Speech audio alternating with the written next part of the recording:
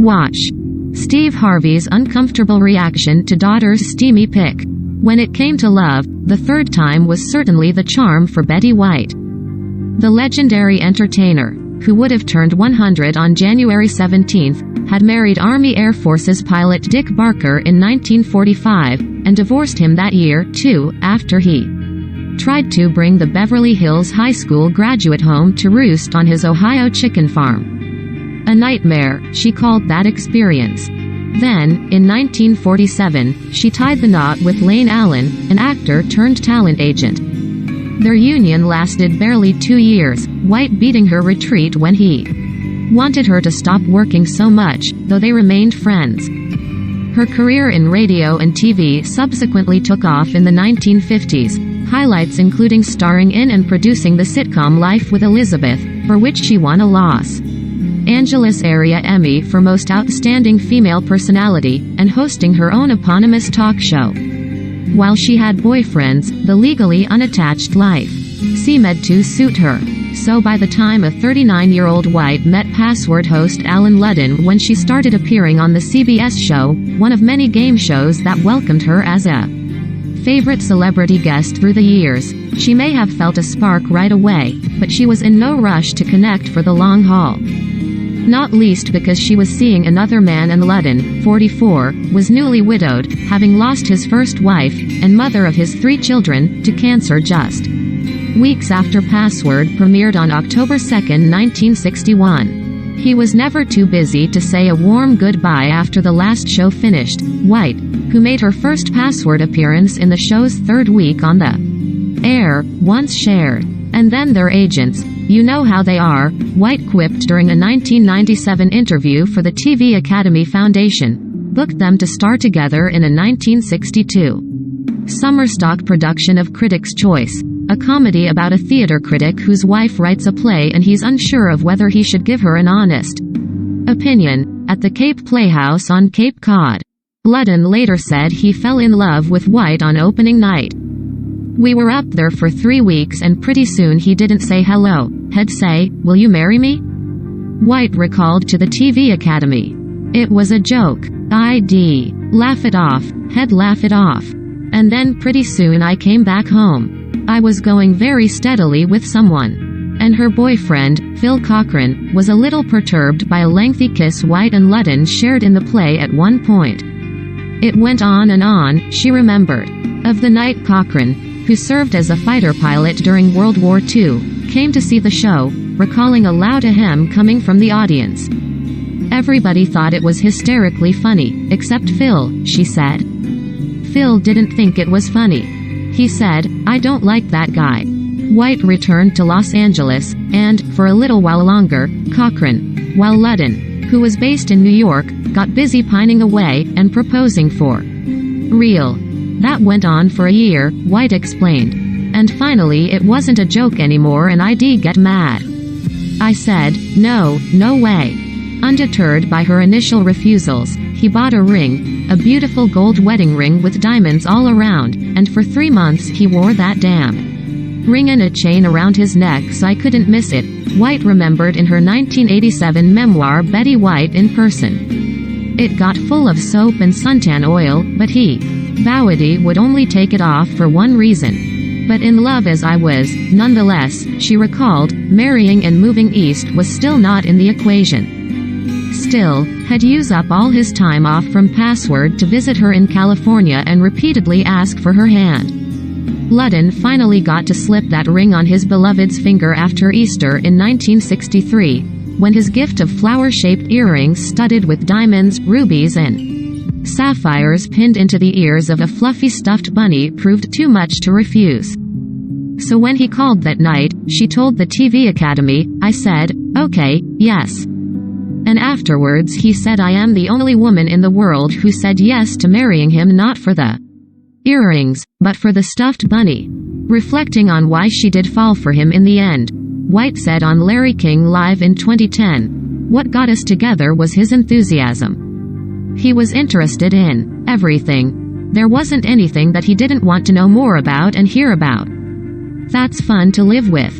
And, she also said, "What you saw was what you got." He was one of the nicest, dearest people. They just connected on all levels. Jeff Whitges, White's longtime friend and agent, exclusively told E! News. From what I remember from talking to Betty, Alan was very charming and he loved Betty dearly, and he was a very passionate man. He pursued Betty for a while, until she said yes to getting married. So you've got to give him a lot of credit. He knew what he wanted, and Betty knew what she wanted. She just wanted to be super careful in the beginning, and it was probably one of the best moves she ever made in her life. They tied the knot on June 14, 1963, at the Sands Hotel in Las Vegas, honeymooned in Laguna Beach, Calif., and settled for a time in Chappaqua, NY. White admitted that she was nervous about becoming a stepmother to Ludden's then 14-year-old son David and daughters Martha, 13, and Sarah, 10, but the family of 5, plus poodles Willie and Emma, lived fairly harmoniously, the usual teenage growing pains aside.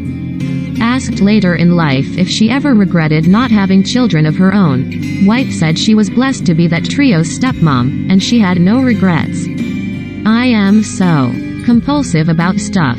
I know if I had ever gotten pregnant, of course, that would have been my whole focus, she told Katie Couric for CBS News in 2012. Booty didn't choose to have children because I am focused on my career.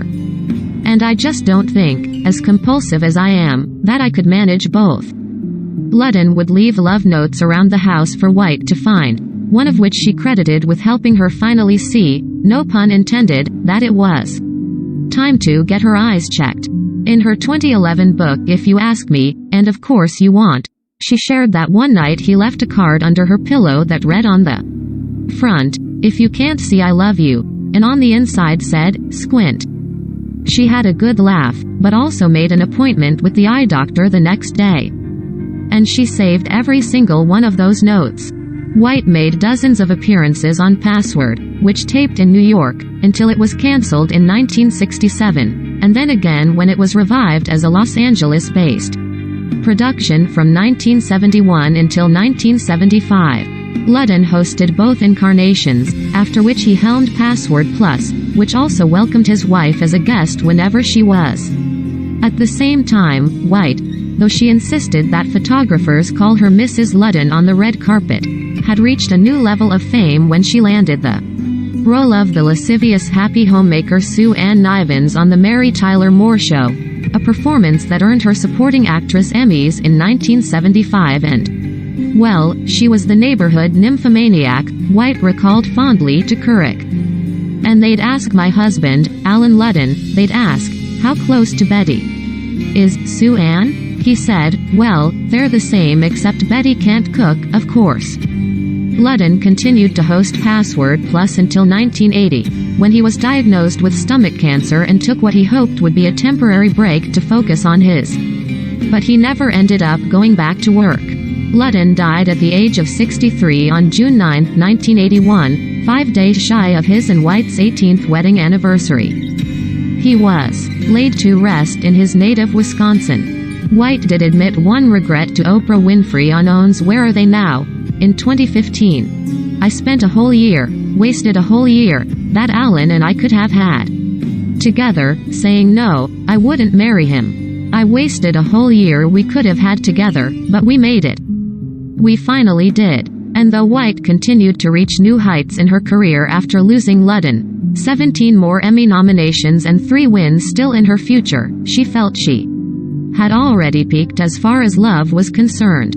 Her iconic Golden Girls character, guileless Minnesota native Rose Nylund, was a widow who played the field to great comedic effect, but the actress herself wasn't searching for another partner. "When you've had the best, who needs the rest? It was special. It was very special," she told Couric of her third marriage in 2012. But that doesn't keep you from having fun with somebody and going out and having dates. And Robert Redford never calls. Not that she didn't miss being one half of a pair. You go out with a couple, let's say, White explained. And all of the sudden you see one or the other reach over and, or just, pat on the shoulder. Something like that. Those are the things I miss. It's just that level of personal affection, it has nothing to do with sex. I am talking about just the personal contact, that's an empty feeling. But throughout the rest of her life, her great love affair with Ludden would remain an inspiration to seemingly everyone who heard about it. In fact, my castmates from Hot in Cleveland seemed so curious about him, and asked so many questions about him, that I finally had to wonder aloud, why do you ask me so many questions about Alan? White shared in If You Ask Me. The answer was simple. We love the look you get on your face when you talk about him. Calling their tale an old-fashioned love story, Witches told E! News, there was never a time that I am aware of that she ever thought of marrying anybody else. They had something really special that is not easy to find in two people.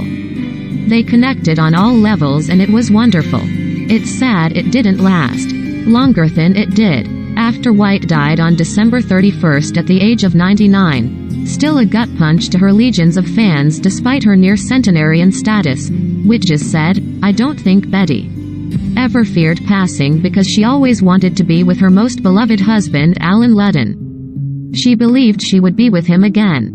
Word got around about that. With tributes pouring in from every corner of the globe, Bob Saget wrote on social media of White, she always said the love of her life was her husband, Alan Ludden, who she lost in 1981. Well, if things work out by Betty's design, in the afterlife, they are reunited. I don't know what happens when we die, but if Betty's you get to be with the love of your life, then I happily defer to Betty on this. Saget died suddenly on January 9, unaware that his sweet, hopeful words would provide some solace to grieving fans twice in less than 2 weeks. White's faith in what awaited her on the other side seemed to still be intact when she passed. Vicki Lawrence, who worked with her on The Carol Burnett Show and Mama's Family, told E!'s Daily Pop in a January 3 interview that Carol Burnett had informed her that White's assistant, who was by the entertainer's side at the end, had shared that the last word out of her mouth was Alan. Burnett said, "How sweet and loving is that?" Lawrence relayed, "I said, it's so sweet and so loving and, God, I hope it's true." As White told Larry King in 2010, her marriage to Ludden was simply the best. "He was the love of my life." King ventured that she never got over him, and she agreed. "Never," she said. "I never will."